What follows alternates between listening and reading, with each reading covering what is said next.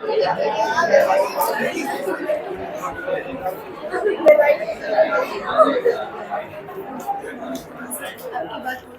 નીચેથી પેન લઈ લો, સરને કહીને પેન આપે.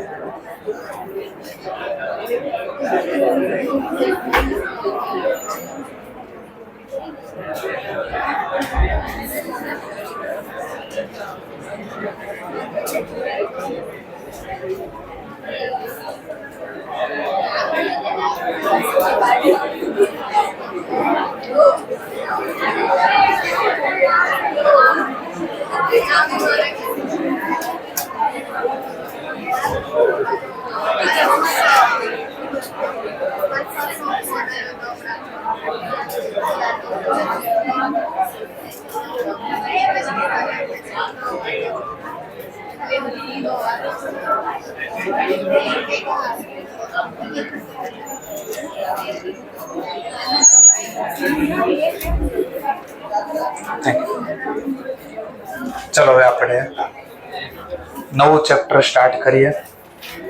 પાર્ટ 1 નો છેલ્લો point, chapter number 7, financial statement એટલે કે વાર્ષિક હિસાબ of sole proprietor. Sole proprietor નો મતલબ માલિક, પણ કેવો માલિક? એકલો. પ્રોપ્રાઇટર એટલે માલિક, સોલ એટલે એક. તો જે વ્યક્તિ એકલા બિઝનેસ કરે છે એનો ફાઇનાન્શિયલ સ્ટેટમેન્ટ કેમ બનાવે? એકલા બિઝનેસ નો મતલબ શું? કે આપણે માલિક એક જ છે, આપણી સિવાય બીજો ધંધામાં કોઈ માલિક નથી. એટલે એકલા દુકાન ચલાવતા હોય, હા એમ્પ્લોય રાખ્યા હોય, નીચે કારીગર રાખેલા હોય, પણ આપણી સિવાય પોલિસી મેકિંગ નું કામ એટલે કે ડિસિઝન લેવાનું કામ આપણા સિવાય બીજો કોઈ કરતા હોય નહીં. તો એવા લોકોનો વાર્ષિક હિસાબ આપણે તૈયાર કરવાનો છે. આ ચેપ્ટર 2 ભાગમાં છે.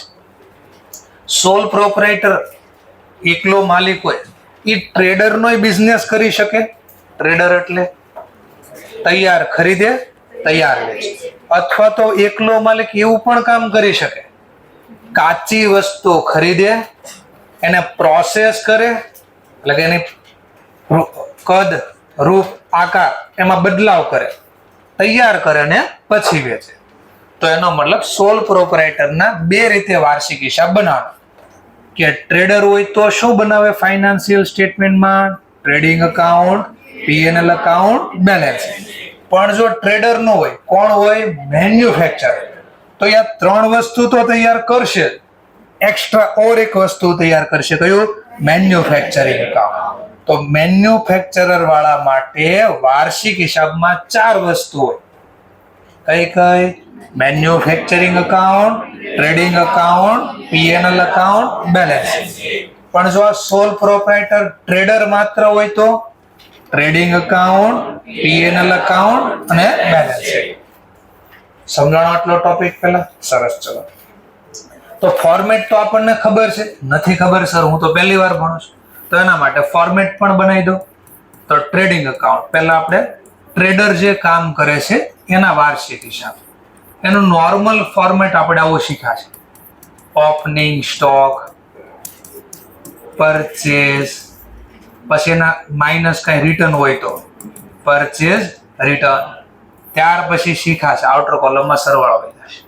ત્યાર પછી શીખ્યા ખરીદીને લગતા સીધા ખર્ચા, ડાયરેક્ટ એક્સપેન્સ. કોણ હોય આ ડાયરેક્ટ એક્સપેન્સમાં? તો વસ્તુ ખરીદી હારે જે સંબંધ હોય એવા ખર્ચા. જેમ કે વેજીસ, વસ્તુ ગાડામાંથી ઉતારે એટલે ગાડો એનો મતલબ અહીંયા ટ્રક કે જે સો એમાંથી ઉતારી ગોડાઉન સુધી પહોંચાડે.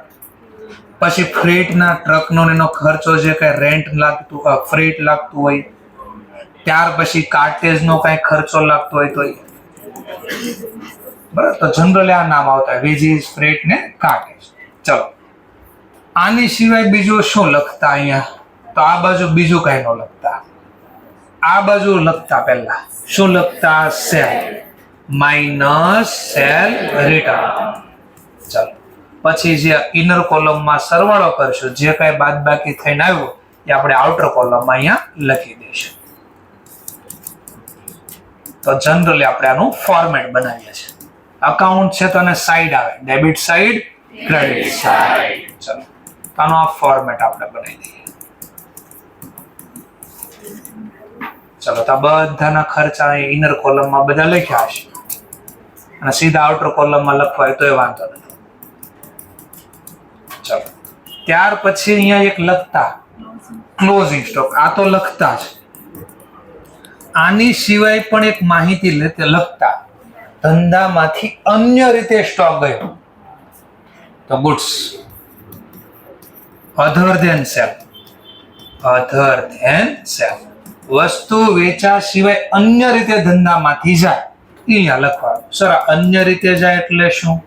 માની લો ચોરાઈ જાય, આગમાં બળી જાય એટલે કે લોસ બાય ફાયર થઈ જાય, અથવા માલિક અંગત વપરાશ માટે લઈ જાય, ગુડ્સ વિડ્રોવલ કરે, અથવા તો ફ્રી સેમ્પલ તરીકે કોઈને આપી.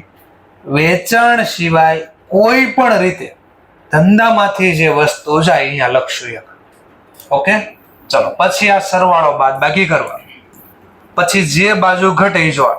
ડેબિટ સાઇડ નો મતલબ એક્સપેન્સ લખ્યું. શું લખ્યું કહેવાય? એક્સપેન્સ. અને ક્રેડિટ સાઇડ લખ્યો એનો મતલબ આ બધું હું લખ્યું આપણે ઇનકમ. તો સરખાવાનું, બેને ટોટલ ને સરખાવ. કોનો ટોટલ વધારે, ઇનકમ કે એક્સપેન્સ, એ સરખાવાનું. આપણે સમજવા માટે ડેટા લખી દો. માની લો 5 લાખ છે, આનો સરવાળો 4 લાખ આવ્યો તો સિમ્પલ વિચારો આવક કેટલી લખી અને ખર્ચ કેટલો લખ્યો, તો આવક વધારે કે ખર્ચ? આવક. તો અહીંયા આપણે લખશું આવકનું નામ નફો એટલે ગ્રોસ પ્રોફિટ. એક્ઝામમાં જીપી લખશો તો ચાલશે. ચલો અથવા માન લો ઉલટું કરી દો, અહીંયા 3 લાખ કરી દઉં તો આ વખતે ખર્ચ કેટલો? 4 લાખ, પણ આવક માત્ર 3 લાખ. તો ખર્ચ વધારે છે કે આવક? તો ખર્ચો વધારે હોય તો ધંધામાં શું થાય? લોસ. તો અહીંયા ઘટતા હશે. બે માંથી એક જગ્યાએ ઘટે, એક સાથે બે જગ્યાએ નહીં ઘટે. તો આને શોર્ટમાં હું બોલશું ગ્રોસ. એટલે સ્ટાર એટલે આપ્યો. આઈધર અહીંયા લખશું, આઈધર અહીંયા લખશું, બે માંથી એક. આ શેનું ફોર્મેટ શીખવાડ્યું મેં તમને? Trading account. ક્લિયર મુદ્દો? આની નીચે આપણે પછી ઓર બનાવતા વાર્ષિક હિસાબમાં શું લખતા? P&L account. તો પીએનએલ અકાઉન્ટમાં ગણતરી ઇનર કોલમ આઉટર કોલમ બે રાખી શકો છો, અલગ અલગ કોલમ. ચલો ડેબિટ સાઈડ, ક્રેડિટ સાઈડ.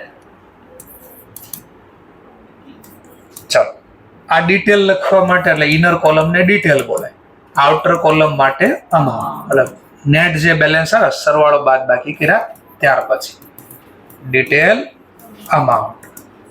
ચલો તો આ પણ હતું ડિટેલ આપણી અને આ તો અમાઉન્ટ હતું, ડિટેલ અમાઉન્ટ. ચલો હવે અહીંયા વિચારશું, જો ગ્રોસ પ્રોફિટ આવ્યો હોય તો એ પીએનએલ માં ક્યાં લખતા આપણે? Credit side. ક્રેડિટ કેમ? આ નફો કે આવક હંમેશા કઈ બાજુ લખાય? Credit side. એ કઈ રીતે અહીંયા આવ્યું એ પણ આપણે સમજશું બધું. તો જો ગ્રોસ પ્રોફિટ હોય તો અહીંયા લખશું આપણે. અને જો ધંધામાં ગ્રોસ લોસ આવ્યો અહીંયા ટ્રેડિંગમાં તો આપણે ક્યાં લખશું? ડેબિટ. કારણ કે લોસ ને કઈ બેલેન્સ હોય? ડેબિટ. એટલે ડેબિટ સાઈડ લખાય. તો બે માંથી એક માહિતી દાખલામાં હશે આપણી પાસે. ચાલો ત્યારબાદ પહેલા આ ટોપિક લઈએ. આવકમાં અહીંયા બીજું કઈ લખતા આપણે તો મેન આવક સેલ છે આપણી, એની સિવાય ધંધામાં જે આવક થાય એ લખી છે અધર ઇન્કમ. શું લખાય? અધર ઇન્કમ. તો બીજી ધંધાની મેન એક્ટિવિટી સિવાયની આવક થઈ હોય, જેમ કે પૈસા પડ્યા રહેતા હોય ફ્રી અને બેંકમાં મૂકી દેવી તો એના ઉપર મને શું મળે? ઇન્ટરેસ્ટ. તો ઇન્ટરેસ્ટ રિસીવ થઈ શકે. ચલો ત્યાર પછી પૈસા પડ્યા રહેતા હોય તો હું શેરમાં રોકી દઉં તો શેરમાંથી મને શું મળે? ડિવિડન્ડ. તો ડિવિડન્ડ પણ મળી શકે. અથવા માની લો 2 માળ છે મારી પાસે, એક માળ ખાલી પડ્યો છે તો એને ક્યાં આપી દઈશ? ભાડે આપી દઈશ. તો એમાંથી શું મળશે આપણને? રેન્ટ. તો રેન્ટ રિસીવ. ઓકે આ બધા આઉટર કોલમમાં લખશું. ચલો બીજું કઈ લખી શકાય? બીજું જરા ચેક કરીએ. તો આની સિવાય બીજી આવક શું થઈ શકતી હોય? તો ડિસ્કાઉન્ટ રિસીવ. પણ કયું ડિસ્કાઉન્ટ? Cash discount. કે ટ્રેડ ડિસ્કાઉન્ટ ને ધંધામાં સ્થાન આપ્યું નથી, તો કેશ ડિસ્કાઉન્ટ રિસીવ થયું હોય. ચલો પછી કઈ ઓર? કમિશન રિસીવ થઈ શકે, બ્રોકરેજ રિસીવ થઈ શકે. તો કમિશન મળ્યું. આ બધું જમા કેમ લખો છો? હા, આવક. આ બધું મળે આપણી આવક કહેવાય. એટલે પછી બ્રોકરેજ,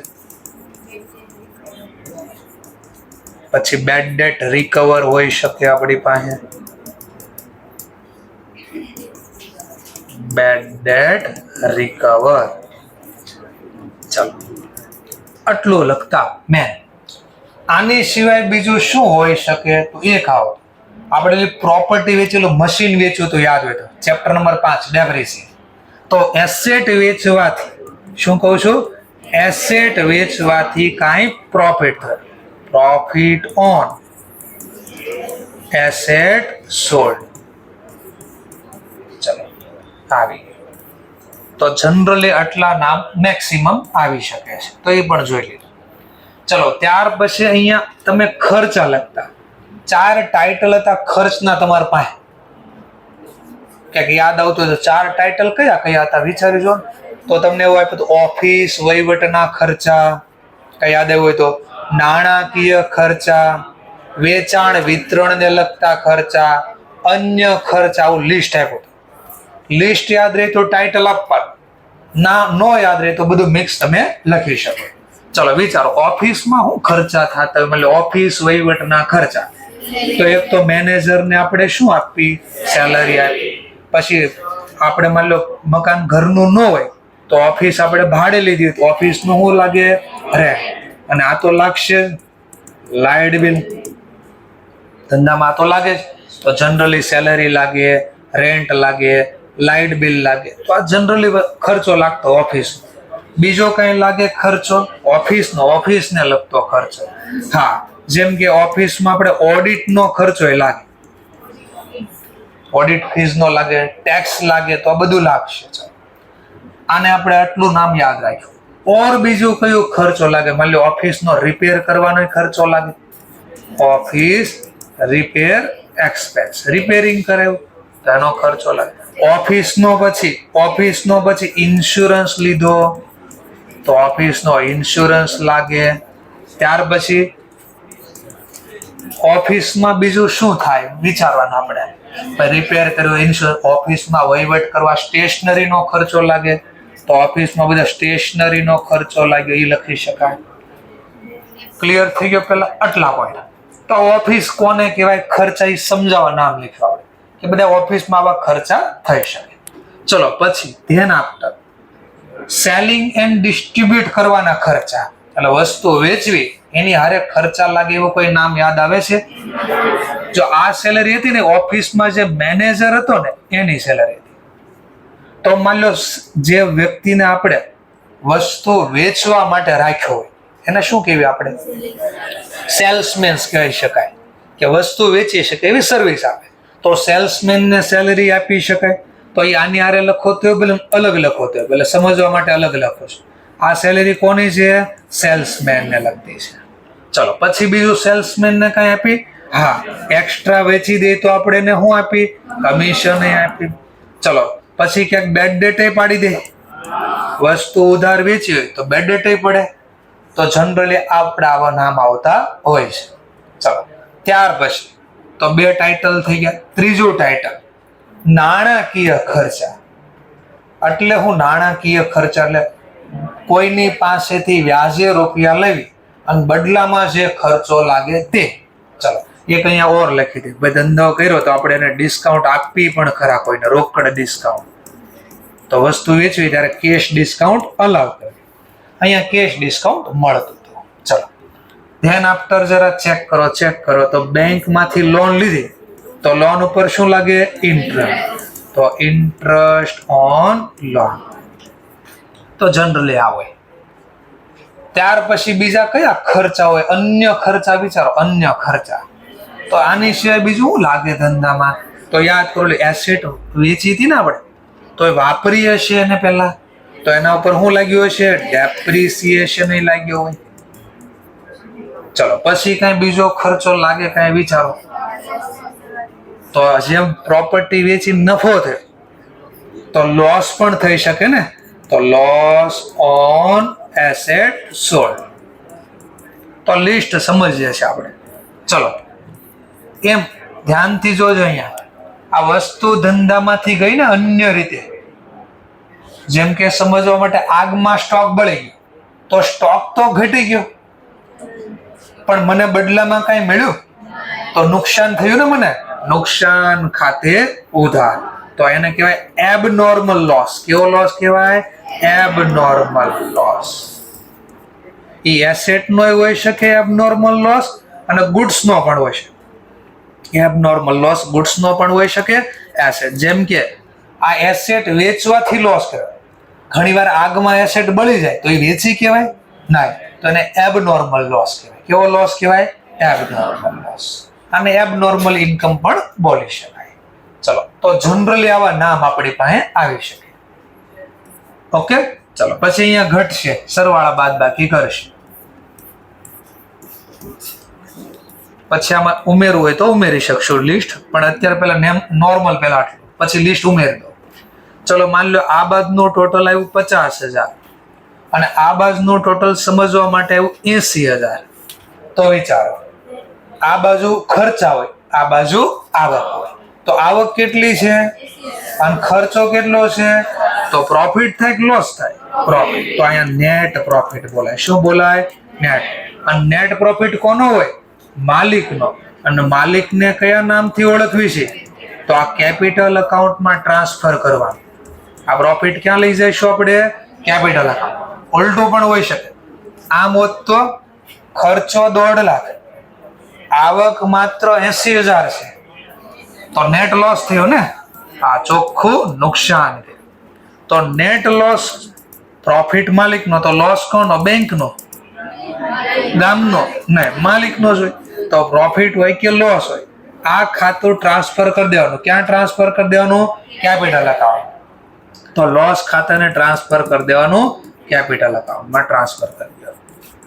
પછી હમણાં જર્નલ હારે બધું શીખશું આપણે, પણ પહેલા થોડું યાદ કરાવો કે આ ચેપ્ટરમાં આપણે આવું ક્યાંક શીખવાનું. ચલો, આપણે એમાં હવાલા કાંઈ નથી લીધા, હવાલા નામે કાંઈ નથી લીધું. હવાલા પણ આવી શકે, જેમ કે કોઈ ખર્ચા ચૂકવવાના બાકી હોય, યાદ આવ્યું ક્યાંક થોડું. જો ખર્ચો ચૂકવવાનો બાકી હોય તો શું કરતા આપણે? પ્લસ. જેમ કે સમજવા માટે લાઇટ બિલ છે, ઓડિટ ફી અહીંયા નીચે લખી દો, ઓડિટ ફીસ. ચાલો, જેમ કે સમજવા લાઇટ બિલ ચૂકવવાનું બાકી હોય તો પ્લસ કરતા, યાદ છે ને? વત્તા ચૂકવવાનું બાકી. ચૂકવવાના બાકીની ઇંગ્લિશમાં શું ગયા? આઉટસ્ટેન્ડિંગ. તો આઉટસ્ટેન્ડિંગ કોઈ એક્સપેન્સ હોય તો એ પ્લસ કરવાના. એમ ઓર વિચારી જો, માની લો ઘણીવાર બીજી અસર ક્યાં છે? હવાલાની 2 અસર થતી ને, શું કામ ને બધું શીખશું આપણે. તો બીજી અસર ક્યાં લખતા અને યાદ કરો થોડું. તો બેલેન્સ શીટમાં લખતા. ક્યાં? બેલેન્સ. જેને નથી આવડતું એને શીખવાડશું બધું. ઘણા સાયન્સ વાળા પણ આમાં હોઈ શકે, તો એના ના આઈડિયા હોય તો મારે બોલીને શીખવું પડે. તો આઉટસાઇડ લાયબિલિટીમાં લખવાનું આઉટસ્ટેન્ડિંગ લાયબિલિટી. પછી શેના છે? નામે લખી દે ને ભાઈ, આઉટસ્ટેન્ડિંગ શેના છે? લાયબિલિટી. તો આઉટસ્ટેન્ડિંગ લાઇટ બિલ. ચાલો, એમ ઘણીવાર ખર્ચા આપણે અગાઉથી બી ચૂકવેલા હોય ને, તો અગાઉથી ખર્ચા ચૂકવીને ઇંગ્લિશમાં શું બોલીએ આપણે? Prepaid expense. શું બોલીએ? પ્રીપેડ. અથવા પેડ ઇન એડવાન્સ. તો એ શું કરાય? માઇનસ. પ્રીપેડ અથવા પેડ ઇન એક્સપેન્સ. તો પ્રીપેડ એક્સપેન્સ આપણે શું કરી નાખશું? માઇનસ. શું કામ માઇનસ? શું કામ પ્લસ? એ પછીનો ટોપિક. અત્યારે પેલા ખાલી ફોર્મેટ શીખવાડું છું, પછી રીઝન હારે શીખશું બધું. હમણાં એ શીખવાડવાનું છે મારે. તો આની બીજી અસર ક્યાં જાય? તો કે એસેટ. શું કામ? એ કે મને નથી ખબર, કોઈ વાંધો નહીં, પછી શીખી લેશું. Prepaid expense. શું નામ છે પ્રીપેડ નું? તો કે પ્રીપેડ નું નામ છે સેલરી. Prepaid salary. ચલો, અહીંયા લખાયા. એવી રીતે ખર્ચા ચૂકવવાના બાકી હોય, અગાઉથી ચૂકવા હોય, તો આવકમાં પણ આવું થઈ શકે ને. જેમ કે બેડ ડેટ રિકવર અગાઉથી થઈ ગયો, નો થાય. હા, સરસ. ચલો, ના પાડીએ કે નો થાય, એવું કાંઈ ન હોય. ચલો, તો આ ડિસ્કાઉન્ટ આપણને સમજવા માટે એને નીચે લખી દે. ડિસ્કાઉન્ટ રિસીવ નીચે લખી દે. ચલો, રેન્ટ હતું. રેન્ટ મે બી અગાઉથી મળી શકે? જેને આપણે મકાન ભાડે આપ્યું વાપરવા, એને કીધું ભાઈ કે આવતા મહિનાનું ભાડું તું પહેલા આપ ને તો આ મકાન આપો વાપરવા, નકર નો આપો. તો મે બી એને જરૂર હોય મકાનની તો પૈસા અગાઉ આપે આપણને. તો આને ઇંગ્લિશમાં શું કહેવાય? Receive in advance. Receive in advance. તો રિસીવ ઇન એડવાન્સ આપણે ઇનર કોલમમાં લખીએ. અને પ્લસ થાય કે માઇનસ થાય? માઇનસ. શું કામ? તો કે નથી ખબર, કોઈ વાંધો નહીં. ચલો બીજી અસર ક્યાં લખશો? રિસીવ ઇન એડવાન્સ, તો કે લાયબિલિટી છે. તો રિસીવ ઇન એડવાન્સ એ અહીંયા લખશો આપણે. ચલો એવી રીતે કોઈ આપણને આવક દેવાની બાકી પણ રાખે, જેમ કે વ્યાજની વાત કરીએ આપણે.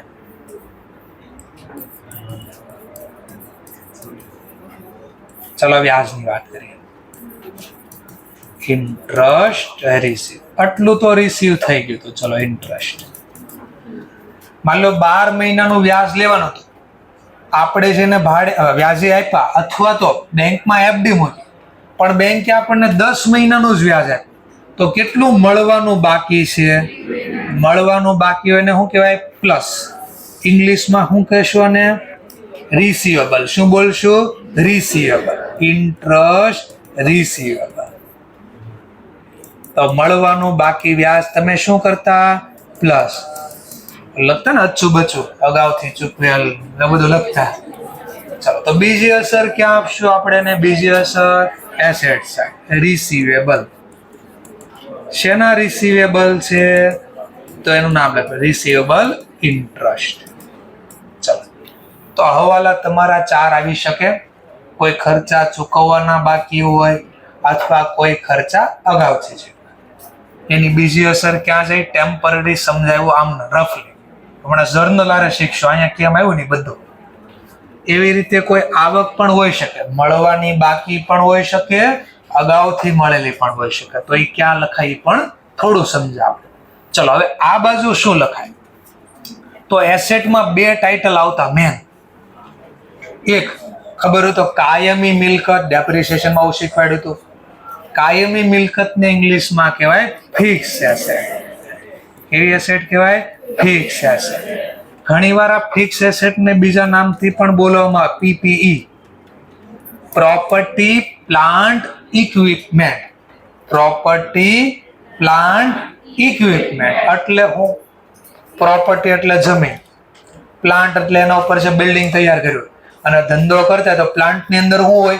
મશીન. આ મશીનરી એટલે ઇક્વિપમેન્ટ. એટલે ત્રણેયનું નામ ભેગું કરીને બોલ્યા. ફિક્સ એસેટ નું ભેગું નામ શું બોલ્યા? Property plant equipment. ચલો આ ફિક્સ એસેટ પાછી 2 પ્રકારની હોય, જોઈ પણ શકાય, ન પણ જોઈ શકાય.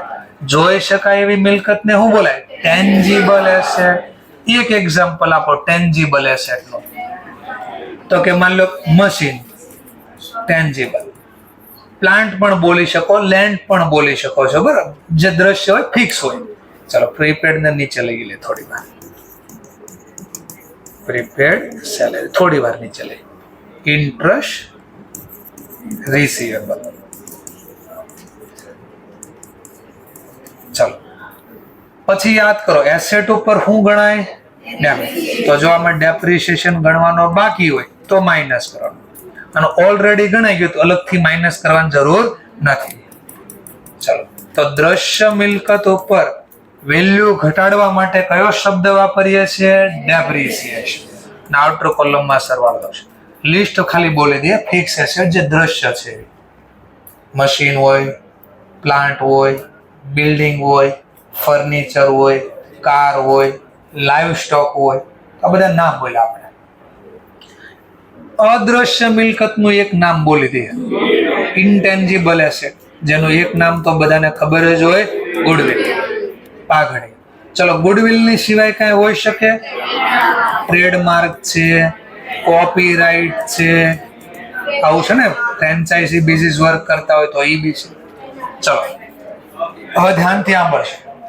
અદ્રશ્ય મિલકતની વેલ્યુ ઘટાડવા માટે શબ્દ વાપરશો, એટલે અહીંયા તમને વર્ષોથી જે નામ છે એ અહીંયા લખી દો, ગુડવિલ. અને ગુડવિલ ને તમે એમ કહેતા માંડી વાળો, પાઘડી માંડી વાળો. અદ્રશ્ય મિલકતની વેલ્યુ ઘટાડવા ગુજરાતીમાં બોલતા માંડી વાળો, એને ઇંગ્લિશમાં બોલશું અમોર્ટાઇઝેશન. અમોર્ટાઇઝેશન એટલે વેલ્યુ ઘટાડવી. ગુજરાતીમાં કહીશું માંડી વાળું. અને આઉટર કોલમમાં સરવાળો કરે. તો લિસ્ટ 2 ના બોલી દીધા, એક નામ ખાલી લખ્યા. ચલો પછી કયું ટાઇટલ આવતો? ફિક્સ એસેટ પૂરી થઈ ગઈ. તો પછી રોકાણે આવતા ક્યાંક લાંબા ગાળાના રોકાણ, ટૂંકા ગાળાના રોકાણ. ચલો લાંબા ગાળાના રોકાણ તો ઇંગ્લિશમાં બોલશું લોંગ ટર્મ ઇન્વેસ્ટમેન્ટ. ક્યાં કરી શકાય લોંગ ટર્મ ઇન્વેસ્ટમેન્ટ? વિચારો ને જરા. તો કે શેરમાં રોકી શકાય, બોન્ડમાં રોકી શકાય, ડિબેન્ચરમાં, બેંકમાં 10, 15, 20 વર્ષ માટે એફડી મૂકી શકાય, ગોલ્ડ લઈ શકાય, સિલ્વર. જો કે હવે હાલતમાં નથી લઈ શકવી હવે, આજનો જ ભાવ 1,05,000 રૂપિયા છે. આજનો ભાવ. યુદ્ધ થયું ને કાલે ઇઝરાયલ અને ઈરાક વચ્ચે, બરાબર. અણુ એની જે ન્યુક્લિયર, આપણે કેમ પાકિસ્તાનની જે ન્યુક્લિયર સાઇડ હતી એના ઉપર બોમ્બ બ્લાસ્ટ કર્યો, એમ કરે એનો સાયન્ટિસ્ટ નહીં મરી ગયા, બરાબર. તો હવે આજ સાંજે પાછું નવું ક્યાંક થાય, ઓર ભાવ વધશે. ક્રૂડના ભાવ 10% કાલ વધી ગયા. સાંજે 10% ભાવ વધી ગયા ક્રૂડના કાલે. આ યુદ્ધ થયું, કારણ કે પેટ્રોલ સપ્લાય કરે છે, કુવા છે એને ના તો કુવા હળગશે પછી. ચલો તો લોંગ ટર્મ ઇન્વેસ્ટમેન્ટ. ચલો ધ્યાન આપતા. આ પણ પૂરું થયું, લાંબા ગાળાના રોકાણ પૂરા થયા. પછી ટાઇટલ આપતા શોર્ટ ટર્મ એસેટ. બીજી રીતે કહો તો કરંટ એસેટ. કયું ટાઇટલ ચાલુ થાય? Current asset. ચલો કરંટ એસેટમાં મેન કયા નામ આવે? આને થોડી વાર પાછું બેને નીચે લઈ લો. તેમાં સૌથી પહેલા નામ આવે શોર્ટ ટર્મ ઇન્વેસ્ટ. કેવું નામ આવે? Short term invest. આડાવડા ક્રમમાં લખો તો વાંધો નથી, બરાબર છે. આ તો સમજાવવા માટે કે પહેલું નામ આવે. પછી આવે ઇન્વેન્ટરી. શું આવે? ઇન્વેન્ટરી. ઇન્વેન્ટરી. પછી શું આવે? તો કે ટ્રેડ રિસીવેબલ. શું આવે? Trade receivable. આનો મતલબ બીજો છે ડેટર. તો ડેટર કહેવાય. પછી આવે કેશ અને બેંકમાં બેલેન્સ હોય તો કેશ બેલેન્સ, બેંક બેલેન્સ. તો કેશ અને બેંકની બેલેન્સ આવશે. ચલો ત્યાર પછી અહીંયા કઈ આવી શકે? હા, અધર. જે હમણાં આપણે નામ લખ્યા હતા, અધર. આપણે અધર એસેટ, અધર શોર્ટ ટર્મ એસેટ, જેનું નામ હતું આપણે હમણાં લખ્યું હતું રિસીવેબલ, ઇન્ટરેસ્ટ રિસીવેબલ. પછી અગાઉથી શું ચૂક્યું હતું? સેલરી. તો પ્રીપેડ સેલરી. આ નામ આવી શકે. ચલો તો આ ટાઇટલ આવું આપણને થોડું જાણવા મળ્યું કે આવું વર્ષોથી આપણે. આ બાજુ શું લખશું? તો અહીંયા બી 2 ટાઇટલ આવતા. એક માલિકનું નામ આવતું. તો માલિકનું પહેલું નામ હું લખતા આપણે? કેપિટલ. તો માલિકે ધંધો ચાલુ કર્યો. પછી કઈ લખતા અહીંયા? હા, વત્તા. માલિક હમણાં નફો કમાણો હતો ને, તો એ શું થાય? પ્લસ. પણ જો ભાગીદારી પેઢી હોય તો અહીંયા ઓર લખતા આપણે, મૂડી ઉપર વ્યાજ. પણ એકલો માલિક હોય ને કોઈ દી મૂડી ઉપર વ્યાજ આવે નહીં. કેમ? એકલો જ છે, જે નફો ગણો તો એનો છે, વ્યાજ ગણો તો બી એનો છે. હા, આમાંથી માઇનસ થાય ડ્રોવિંગ. શું માઇનસ થાય? ડ્રોવિંગ. ઓર કઈ માઇનસ થઈ શકે એમાં? હા, જેમ પ્રોફિટ થાય એમ શું થઈ શકે? લોસ. તો નેટ લોસ હોય તો માઇનસ. હા, ઓર એક માઇનસ થઈ શકે, ઇન્ટરેસ્ટ ઓન ડ્રોવિંગ. પણ એ ક્યારે લાગે ઇન્ટરેસ્ટ ઓન ડ્રોવિંગ? ભાગીદારી પેઢી. તો એકબીજા ભાગીદાર વધારે ઉપાડે, ઓછા ઉપાડે તો વ્યાજ ગણવું. ક્યારે વ્યાજ ગણાય, ક્યારે ન ગણાય, એ પણ શીખવાડીશું. ચલો આ પૂરું થઈ ગયું. આ ટાઇટલ. પેલા માલિકનું ભંડોળ લખ્યું આપણે. કોનું ભંડોળ લખ્યું? ભંડોળ એટલે એનો પૈસા. અન્ય ધંધાની બહારથી આપણે પૈસા લાવ્યા હોય ઈ ચૂકવવા. તો આમાં 2 ટાઇટલ. લાંબા ગાળાનું દેવું. ઇંગ્લિશમાં એને કે non current liability. Non current liability. Current liability મતલબ ચાલુ દેવું. તો 1 વર્ષ કરતા વધારે સમયના પૈસા પાછાવાનું, 2, 4, 5, 10 વર્ષ પછી આપે. એને લોંગ ટર્મ લાયબિલિટી બોલો તોય ભલે, લોંગ ટર્મ નો બોલો બીજું નામ શું છે? Non current liability. ચલો આમાં શું આવી શકે? તો આપણે લાંબા ગાળા લોકો પાસેથી શું લેવી? પૈસામાં શું માંગી? લોન આપો. એ કોને આપી? બેંક. તો બેંક આપણને લોન આપે. ઘણીવાર પબ્લિક આપે આપણને, આપણા રિલેટિવ હોય તો પબ્લિક પાસેથી કઈ લોન લીધી હોય તો લોન આવશે ખાલી, પબ્લિક એવું કઈ જરૂરી નથી. ચલો પછી કઈ હોઈ શકે? હા, આપણે ન પાડી શકવી બહાર. આપણે સોલ પ્રોપ્રાઇટર છે, કંપની હોય તો કંપની બારા પાડી શકે ડિબેન્ચર. કોણ બારા પાડી શકે? ડિબેન્ચર. આપણે ન બારા પાડી શકે તો આપણે સોલ પ્રોપ્રાઇટર છે. એટલે આ ટોપિક તો આવવાનો નથી આપણે, પણ યાદ કરાવવા. ચલો એમ બોન્ડ પણ બારા પાડી શકે. શું બારા પાડી શકે? બોન્ડ. પણ આપણે નો બારા પાડી શકે. કોણ બારા પાડી શકે? કંપની. કંપની છે, ગવર્મેન્ટ છે, બારા પાડી શકે. ક્લિયર? તો આનું આપણે કઈ કામ નથી એટલે એને સ્ટાર આપીને રવા દઉં છું. પણ આગળ કંપનીના હિસાબ આવશે ને આ ટાઇટલ આવવાનો એટલે સમજાવું છું. ચાલો ત્યાર પછી ટૂંકા ગાળાના દેવા કઈ આવી શકે એટલે કરંટ લાયબિલિટી. તો કયું નામ આવી શકે? આને વિચારો આમાં કોણ આવશે?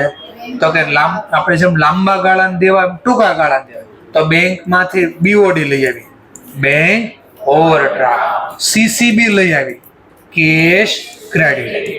કેશ ક્રેડિટ એટલે આપણી જે શાખ હોય એના ઉપર આવે.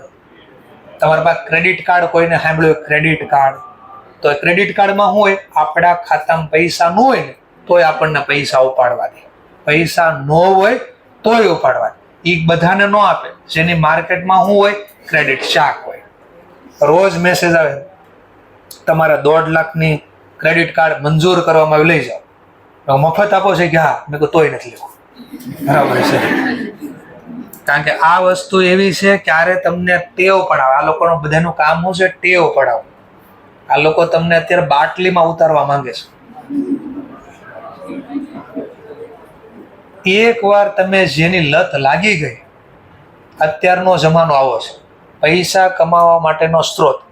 માણસને તમારી પાસે એવી વસ્તુ બનાવો જેનાથી એને લત લાગે, ઇન શોર્ટ હેબિટ પડે. અને જે વસ્તુની હેબિટ પડી જાય એ માણસ મરી જાય પણ એ મૂકે નહીં. તો આવક કાયમ ચાલુ હોય. મરે ક્યાં સુધી આવક રહે. જેમ કે ફોન, સવારમાં ઉઠીને કાંઈ ગોતે ન ગોતે, પહેલા ફોન ગોતે. ક્યાંય ગયો? કારણ કે એને ચાર્જિંગ. તમે ખુદ પહેલા ખાવા નહીં બેહો પણ એને ખાવા આપશો, લે ચાર્જ સાથે. આ ફેક્ટ બોલું છું. ઓકે, તો આ હેબિટ પડાવી દીધી તમને અને હેબિટ જાય. અધૂરું લાગે. આજે ફોન તમે ચાલુ ન કરો ને તો અધૂરું. આ ટ્રાય કરી જો, સાંજ સુધી ફોનને અડતા નહીં. આમ બેચેની અનુભવ થાય, હાથને એમ ક્યાંક થાય છે, હાથમાં એમ થાય, તકલીફ થાય. ઓકે ચાલો. તો બેંક ઓવરડ્રાફ્ટ છે, કેશ ક્રેડિટ છે, ટ્રેડ પેયેબલ છે. આ ટ્રેડ પેયેબલ નો મતલબ છે ક્રેડિટર. ત્યાર પછી હમણાં જો બીજા ખર્ચા નામ શીખ્યા હતા આપણે, તો આઉટસ્ટેન્ડિંગ સેલરી હતી, કાંઈ સોરી સેલરી તો નથી હતું, light bill, outstanding light bill.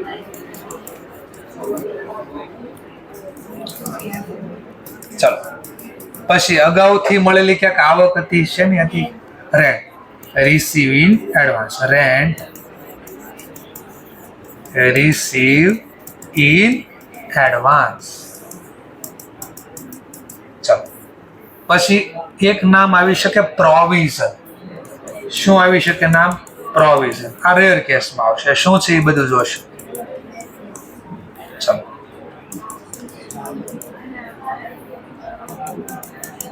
આવું લખતા ક્લિયર. જનરલી આવું આવી શકે આપણી પાસે ફોર્મેટની અંદર. ચલો પછી આમાં ટાઇટલ હજી એક નાનું એવું ટાઇટલ બાકી રાખ્યું છે. જેમ કે બેડ ડેટ પડ્યું હતું ને, તો એક બેડ ડેટ નું તમને કોષ્ટક આપ્યું હતું. તો આવું લખ્યું હતું બેડ ડેટ ક, એવું ઘાલખાદ ક એવું બાજુમાં લખાવતા. આમ લખતો કા કે ક એવું ક્યાંક લખાવતા. વત્તા તો બેડ ડેટ તો કે હ આવું લખાવતા. બરાબર ને? એટલે કે હવા લાગે. વત્તા બેડ ડેટ પ્રોવિઝન એટલે ઘાલખાદ અનામ તો કે હ. આ ત્રણનો સરવાળો કરો નીચેથી. બેડ ડેટ, પ્રોવિઝન, કે કાચા. પછી કે જો પોઝિટિવ જવાબ આવે ને તો આ ડેબિટ બાજુ રહેવા દે, અને જો નેગેટિવ જવાબ આવે ને તેને ઉડાવીને આ બાજુ લઈ લેવાનું. આવું સમજાવ્યું છે તમને. એ શું કામ ઉડાવીને ના લઈ જતા, આ પોઝિટિવ જવાબ કેમ આવતો એ પણ હું તમને શીખવાડીશ કે આ બન્યું કઈ રીતે. આ ફોર્મેટ આવું જ કેમ કર્યું, કા બે પ્લસ, કા ને માઇનસ નો કર્યું અને પ્લસ નો કર્યું, કાચા સરવાળાનું જ કેમ પ્લસ થાય, માઇનસ થાય, હવાલાનું જ કેમ પ્લસ થાય, ઉલટું કેમ નથી કર્યું કોઈ દિવસ. તો એ પણ રીઝન આરે શીખશો. આ ફોર્મેટ પ્લસ જ કેમ છે, માઇનસ કેમ નથી, તો આ બધું તમને લોજિક સાથે શીખવાડીશ.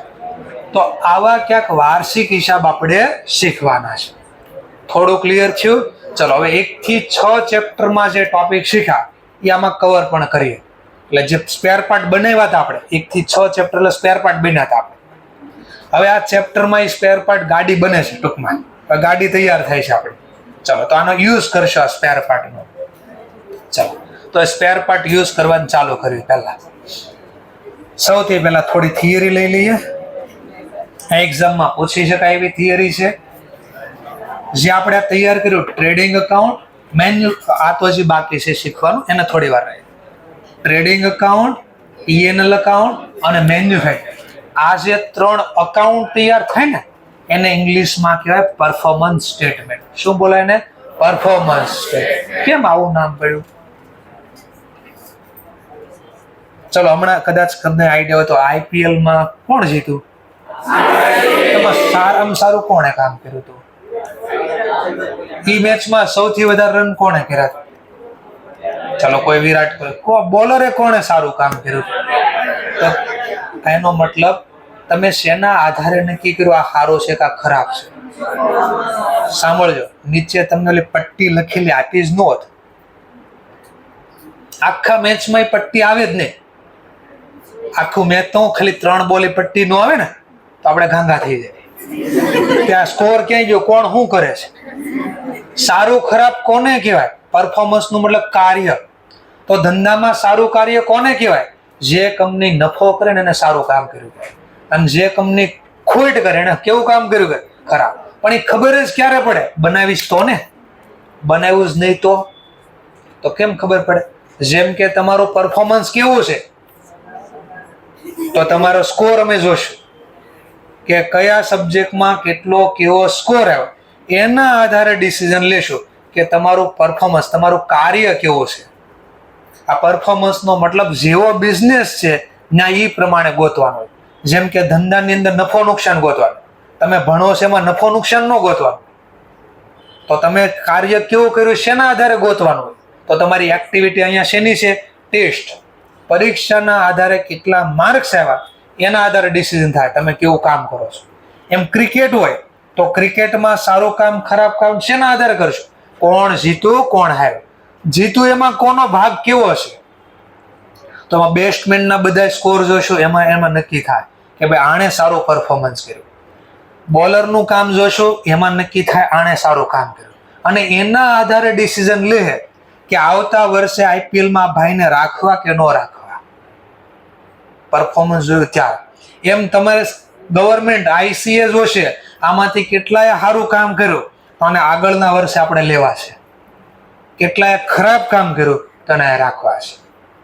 તો બધી વસ્તુમાં પરફોર્મન્સ હોય, જેના આધારે નેક્સ્ટ યરની સ્ટ્રેટેજી બને. ઓકે, ચાલો નેક્સ્ટ. તો આ જે બેલેન્સ શીટ હતી ને એટલે આને પરફોર્મન્સ કર્યું કહેવાય. શું કર્યું કહેવાય ને? પરફોર્મન્સ. આ નફો ગયો ને એ પરફોર્મન્સ કર્યું કહેવાય. તો આ શું છે? Balance sheet. આ બેલેન્સ શીટ એક તો સ્ટેટમેન્ટ છે, અકાઉન્ટ નથી. શું છે આ?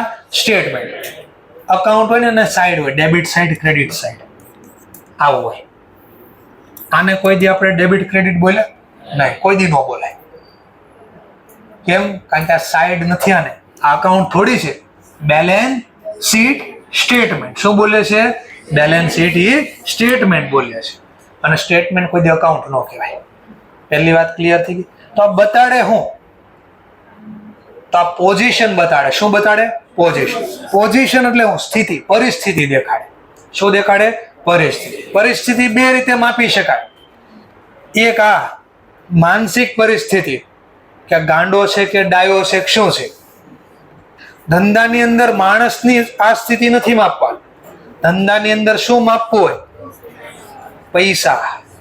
શું માપવું હોય? પૈસા. કેમ પૈસા મપાય? જો ધ્યાનથી સાંભળજો. ઘણા લોકોને તમે જોયા 2-3 વર્ષે નવી ગાડી લઈ લે, મકાન વેચી નાખે, ફેરવી નાખે, 4-5 વર્ષ એવા જોયા હોય. સારા સારા એપલના ફોન વાપરતા હોય, શૂઝ એકદમ બ્રાન્ડેડ પહેર્યા હોય, વોચ એકદમ બ્રાન્ડેડ હોય, આમ 5-5 તોલાના હાર લટકતા હોય અહીંયા, અથવા ચેન લટકતા હોય. આવું જોયું હોય તમે તો આપણે બાહ્ય રીતે જોયું ને, તમે કહો આહા તો બહુ પૈસા વાળો લાગે છે. પછી ખબર પડે. ધ્યાનથી જોજો. આ બધી એસેટ બોલ્યો, જે નામ બોલ્યો ને બધી એસેટ હતી. આ બિલ્ડિંગ દેખાણું, એનું મકાન દેખાણું, ઘર રહેવાનું છે એ દેખાણું, કાર દેખાણી રોજ રોજ અહીંયા, તો આ કાર હતી અહીંયા, બિલ્ડિંગ હતું અહીંયા, ચેન પહેર્યો તો એ ગોલ્ડ રોકાણ દેખાણું અહીંયા. તો આપણને ખબર, એને પૂછ્યું કે આ બધું થઈને કેટલાનું તાર પાસે? 5 કરોડનું છે કે મારા પાયા. આહા તારે તો કેવું સારું, 5 કરોડ રૂપિયા તારે પાસે. પછી ખબર પડી આમાંથી 4 કરોડની તો લોન છે. તો ગામને દેખાય 5 કરોડ, રિયલમાં 5 કરોડનું જ એનું કામ છે. આમ કરી દો તો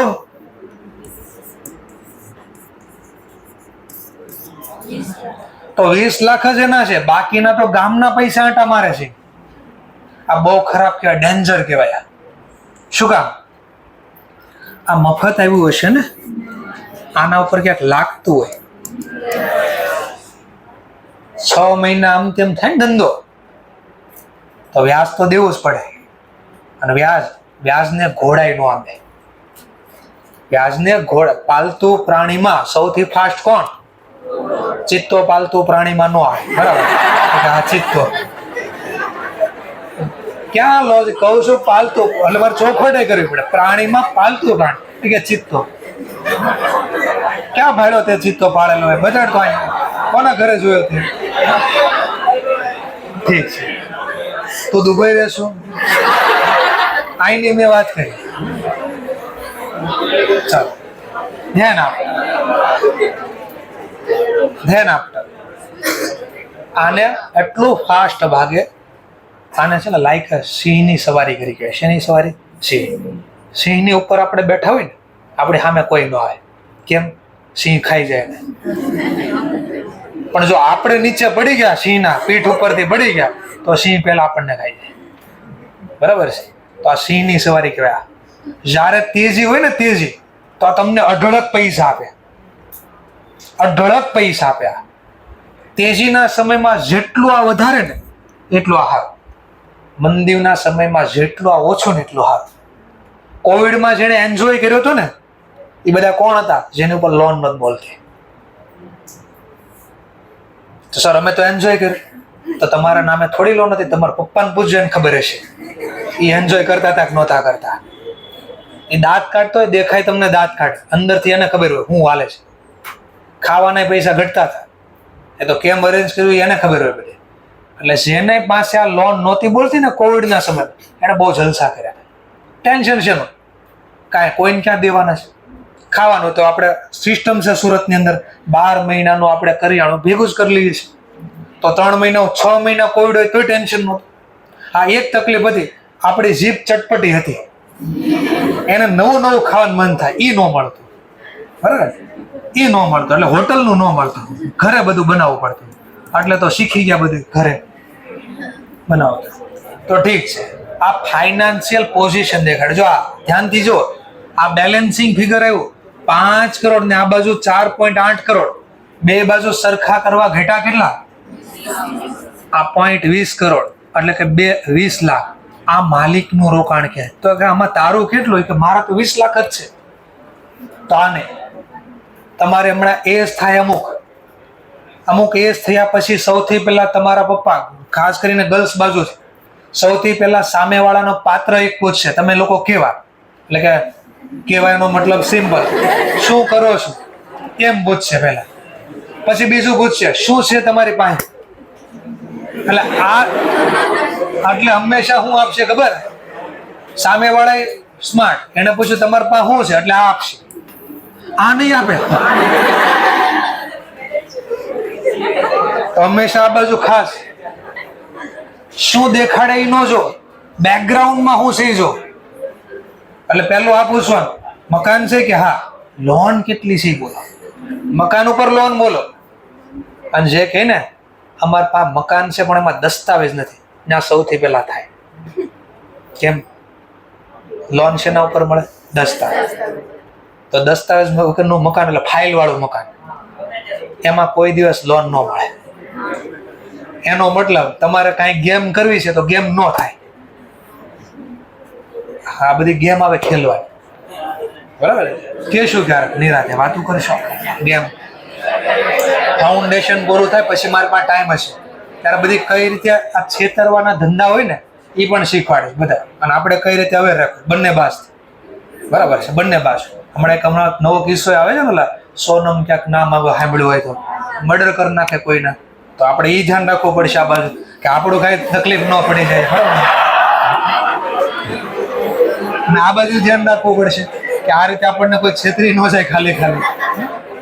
આ બધી ગેમ પણ શીખશો કે આપણી લાઈફમાં સિક્યુરિટી કઈ રીતે. ઠીક છે. તો આ શું દેખાડે? નાણાકીય. ફાઇનાન્શિયલ નો મતલબ નાણાં, પોઝિશન એટલે સ્થિતિ, પરિસ્થિતિ. તો બેલેન્સ શીટ એક સ્ટેટમેન્ટ છે જે આપણને ફાઇનાન્શિયલ પોઝિશન દેખાડે. આ એક માર્કનો ક્વેશ્ચન હતો ટ્રુ ફોલ્સ માં. તો કે balance sheet is a performance statement, true or false? False શા માટે? તો નીચે રીઝન આપો. તો લખવા balance sheet is a financial statement, trading, P&L, manufacturing is a performance statement. તો આ રીઝન આપવો પડશે. ચલો, તો કંપની વાળા માટે ફરીથી સાંભળજો, સોલ પ્રોપ્રાઇટર વાળા માટે આ ત્રણ વસ્તુ કમ્પલસરી હતી. સોલ પ્રોપ્રાઇટર વાળા માટે ત્રણ વસ્તુ કમ્પલસરી. કઈ ત્રણ વસ્તુ? Trading, P&L, balance.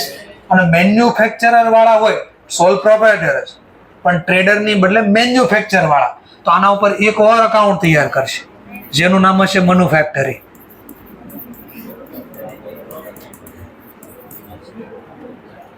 Manufacturing account તૈયાર થાય. તો પરફોર્મન્સમાં આટલી વસ્તુ બનાવશે અને પોઝિશનમાં આટલું બનાવે. પણ કંપનીના કેસમાં ઓર આટલું તો બનાવવું જ પડે. કંપનીના કેસમાં ઓર બે વસ્તુ એક્સ્ટ્રા બનાવવી પડે. એકનું નામ છે ચેન્જ ઇન ઇક્વિટી સ્ટેટમેન્ટ. આ આપણે આગળનો પાર્ટ 2 માં આવશે. બેલેન્સ આપણે કંપનીના વાર્ષિક હિસાબની વાત કરશું ને આવશે. અને એક આવશે આ કેશ ફ્લો સ્ટેટમેન્ટ, અથવા એનું બીજું નામ છે fund flow movement. Cash flow statement અથવા એના બીજા નામથી બોલવામાં આવે છે ફંડ ફ્લો, એટલે મૂવમેન્ટ થાય. ફ્લો એટલે પ્રવાહ, ઇનફ્લો, આઉટફ્લો. 11-12 માં આવતું ને તમારે. શું કહેતા આને તમે કઈ યાદ છે? રોકડ પ્રવાહ પત્ર, આવું નામ આવ્યું હતું. રોકડ ફ્લો એટલે હું બોલે પ્રવાહ, કેશ એટલે રોકડ, સ્ટેટમેન્ટ એટલે પત્ર. તેમાં ત્રણ નામ લખતા તમે પ્રવાહમાં. મેન ત્રણ ટાઇટલ આપ્યા હતા. એક કયું નામ આપ્યું હતું? પેલા કામગીરીનું પત્રક હોય એવું બનાવ્યું હતું ત્યાં. પછી બીજું ક્યાંક બનાવ્યું હતું તમે નાણાકીય, અને ત્રીજું બનાવ્યું હતું રોકાણનું. આવું ક્યાંક આવ્યું હતું રોકાણ 3. આ અહીંયા શીખશો, આવતા વર્ષે આ ચેપ્ટર આવશે ભણવા. ઓકે, ચલો. આ કેમ બન્યું એ પણ બધું ડિટેલમાં સમજાવીશ. ચલો, તો આ તમારે બેઝિક પેલા થિયરી થઈ કે આ કંપની વાટા અહીં કાઉન્સમાં લખી શકાય. આ માત્ર કોના માટે હોય? કંપની માટે. આ બધું કોના માટે હોય? સોલ પ્રોપ્રાઇટર હોય તો ભલે, પાર્ટનરશિપ હોય તો ભલે, કંપની હોય તો. આ બધાને બનાવે, પણ આ બધાને હોય નહીં. ચાલો, હવે ઓર સાંભળજો બરાબર. આ આપણે અહીંયા લખ્યું પેલા ક્યાંથી હશે? ચાલો તો ક્વેશ્ચન થાય. આ એસેટ સાઈડ આ નામ લખ્યા, આ ક્યાંથી લખ્યા છે? આ મશીન અહીંયા લખ્યું ક્યાંથી આવ્યું છે? ટ્રાયલ બેલેન્સમાંથી. અચ્છા, ટ્રાયલ બેલેન્સમાં. ટ્રાયલ બેલેન્સમાં માહિતી ક્યાંથી આવી છે? બેલેન્સિંગ કરી હશે. બેલેન્સિંગ કરવા પહેલા શું હશે? જર્નલ લખી હશે. જર્નલ કોની લખી હોય? જે આ વર્ષે ટ્રાન્ઝેક્શન થયા હોય ને. મશીન તો મેં 3 વર્ષ પહેલા ખરીદ્યું હતું, તો આ વર્ષે ટ્રાન્ઝેક્શન જ નથી. તો આવ્યું ક્યાંથી?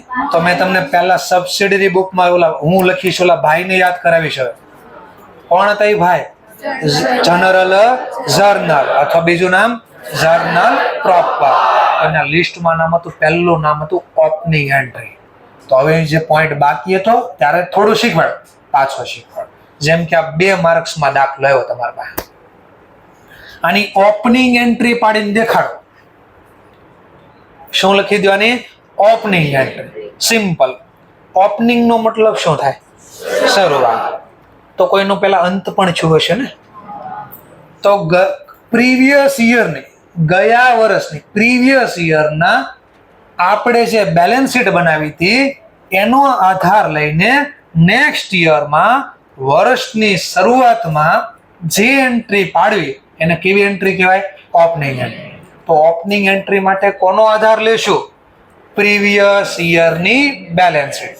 જેમ કે આ મને પ્રીવિયસ યરના ડેટા આપ્યા છે, સમજવા માટે હું ડેટ લખી દઉં કે આ જે બેલેન્સ શીટની ડેટ છે એ 31/12/2024 છે. સમજી લો આ 2 મિનિટ માટે. આ જે બેલેન્સ શીટના ડેટા છે એ કઈ તારીખના છે? 31/12/2024. તો આ ગયા વર્ષનું અંત થઈ ગયું. આ નવું વર્ષ કયું આવ્યું? નવું વર્ષ કયું આવ્યું? 1 જાન્યુઆરી 2025. તો આ નવું વર્ષ કહેવાય.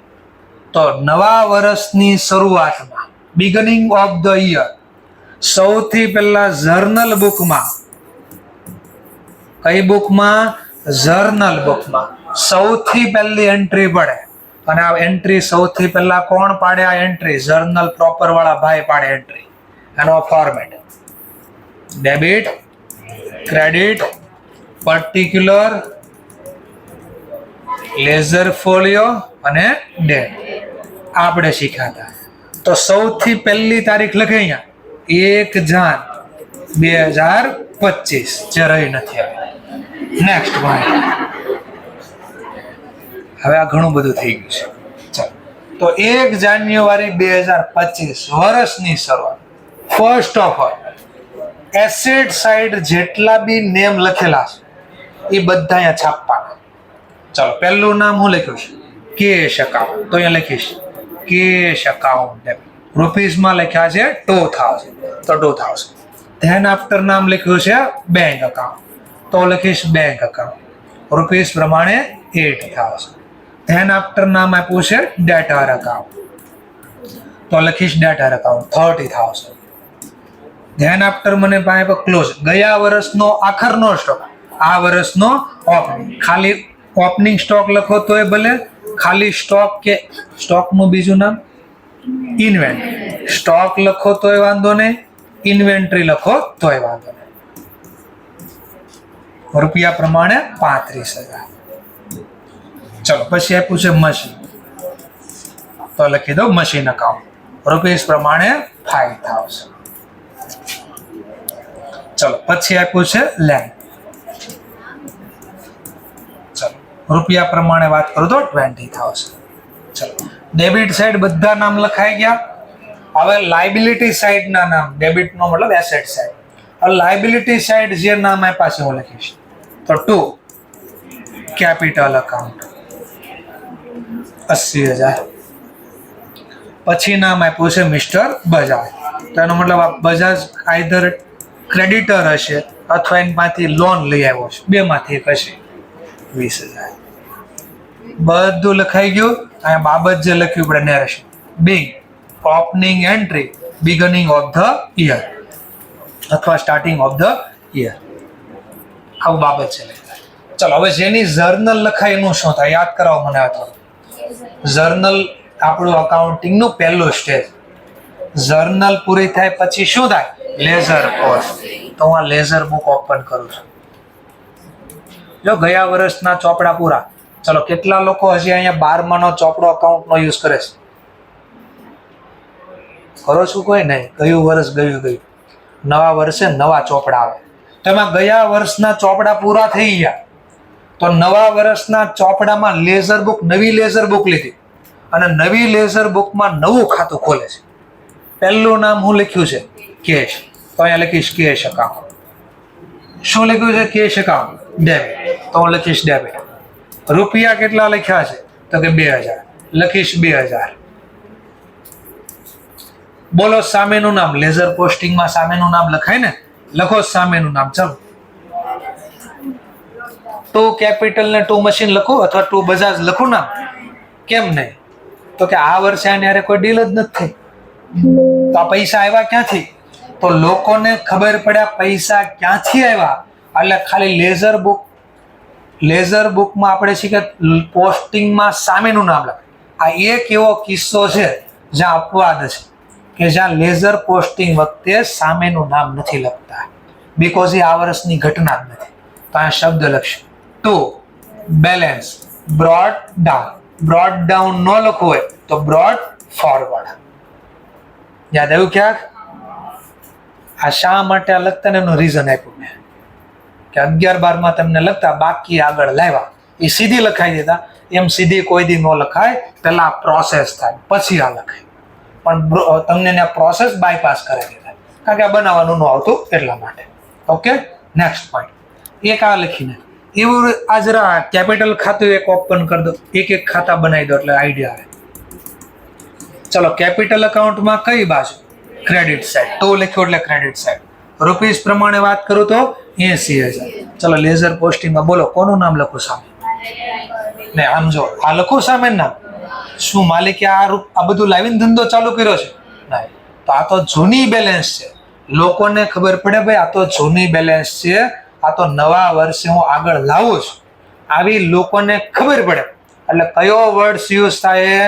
By balance brought down. ચલો તો અહીંયા લખી દઈશું by balance brought down. Brought down word નો વાપરવો હોય તો બ્રોડ ફોરવર્ડ. તો બધા ખાતા આ રીતે નીચે ખુલે એટલે નવા વર્ષની શરૂઆતમાં નવી બુકમાં ખાતા ખુલ્યા. પણ આ જર્નલ લખીને પ્રોસેસ થઈ ગઈ. વિધાઉટ જર્નલ આ કામ થાય. 2 માર્ક્સનો દાખલો હતો. કેટલા માર્ક્સનો દાખલો હતો? 2 માર્ક્સ. આવશે ના? મેં પાસે છાપવાના છે. ચલો ઓર જરા ચેક કરીએ. આ જરા બેલેન્સ શીટ જુઓ ને,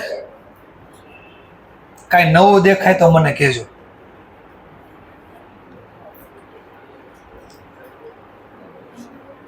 કાંઈ નવું દેખાય ને તો મને કહેજો. હમણાં 1 માર્કનો MCQ બનાવી દો છે આમાંથી.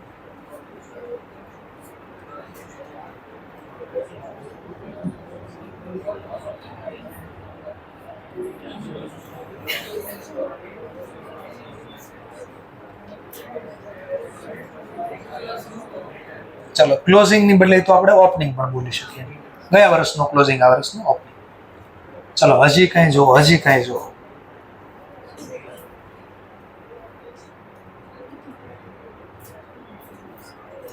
બાજુમાં એક ઓર બેલેન્સ શીટ અહીંયા આવી છે. આને પણ જુઓ વ્યવસ્થિત, પેલાને પણ વ્યવસ્થિત જુઓ. કઈ નવું દેખાય તો મને કહો.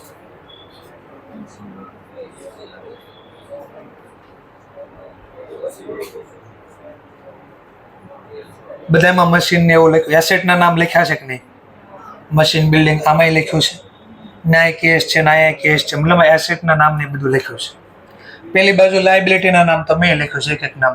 આ પબ્લિક નું નામ લખ્યું, આ ક્રેડિટર નું નામ, કેપિટલ નું નામ લખ્યું. તો દેખાય છે આવું બધું બેમાં, પણ ફરક છે ક્યાં? હા તો છોકરીને બધું કહેશો જ નહીં ખબર પડે, ખોટું પડે ક્યાં કોઈ દિવસ ખીજાણું છું. હમણાં અહીંથી ચપ્પલના ઘા કરતો તો ટેન્શન થાય કે વાગી જાય તો હમણાં, એટલે જ આપણે ચપ્પલ બહાર કઢાઈ નાખીશું.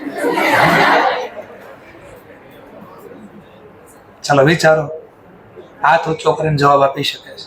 કાંઈ ડિફરન્ટ દેખાણ હોય તો.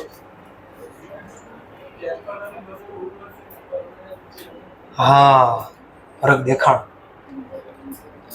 જે પૈસા એકદમ ઝડપથી કેશમાં ટ્રાન્સફર થઈ શકે ને એ આમાં પહેલા લખ્યા છે. આમાં જે પૈસા, અથવા ઉલટું કહો, અહીંયાથી જ કહો, અહીંયા ને અહીંયા જોઈએ. આમાં જેના પૈસા એકદમ છેલ્લે રોકડા મળે ને એ છેલ્લે લખ્યા છે. તો આને કહેવાય લિક્વિડ ફોર્મ. આ બેલેન્સ શીટ બનાવી કયા ફોર્મમાં? લિક્વિડ ફોર્મમાં બને. લિક્વિડ એટલે હું ઘણા સાંભળ્યો લિક્વિડ પી ગયો, આ તો બહુ તકલીફ હતી અને લિક્વિડ પીવડાવી દીધી. એટલે હું ઝેર, એટલે ઝેર અંદર ગયો એટલે કામ પૂરું, ભળી જાય. અહીંયા લિક્વિડ નો મતલબ થાય કેશના ફોર્મમાં.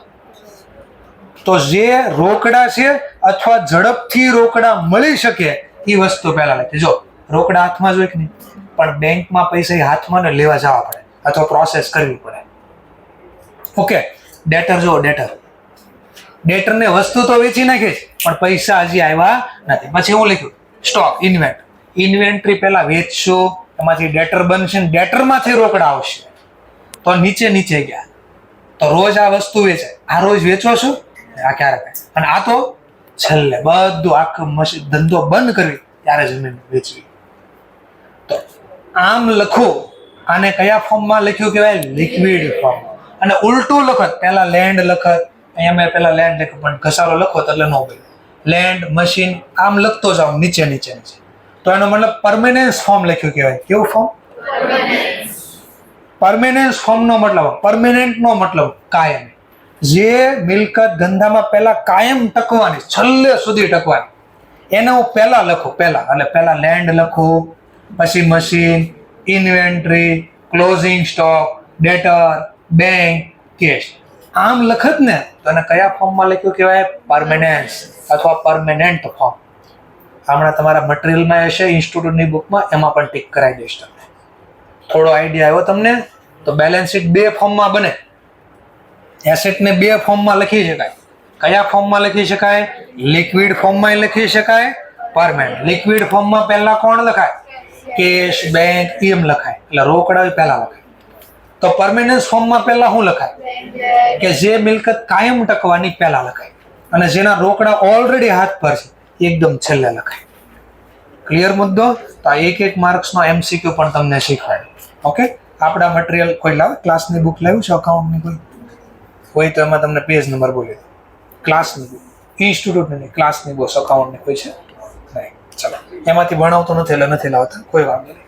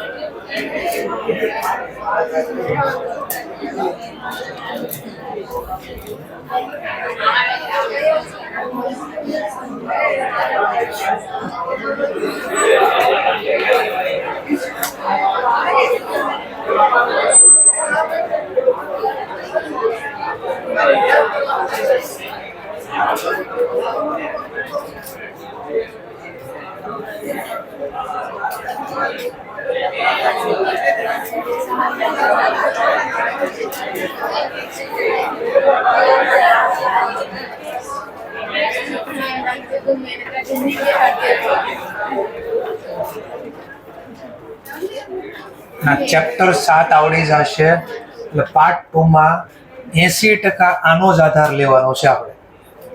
એટલે આ ચેપ્ટર નંબર 7 બહુ મહત્વનો છે. એના જ આધારે ચેપ્ટર પાર્ટ નંબર 2 છે, એમાં પાર્ટનરશિપ ભણશું આપણે, NPO ભણશું એટલે નોન પ્રોફિટ ઓર્ગેનાઇઝેશન ભણશું, કંપનીનું અકાઉન્ટ ભણશું, અથવા સિંગલ એન્ટ્રી સિસ્ટમ શીખશું. બરાબર? તો બધામાં આનો જ યુઝ થવાનો છે. એટલે આ આવડ્યું તો મોટા ભાગનું તમને પાર્ટ 2 છે એ આવડી જશે.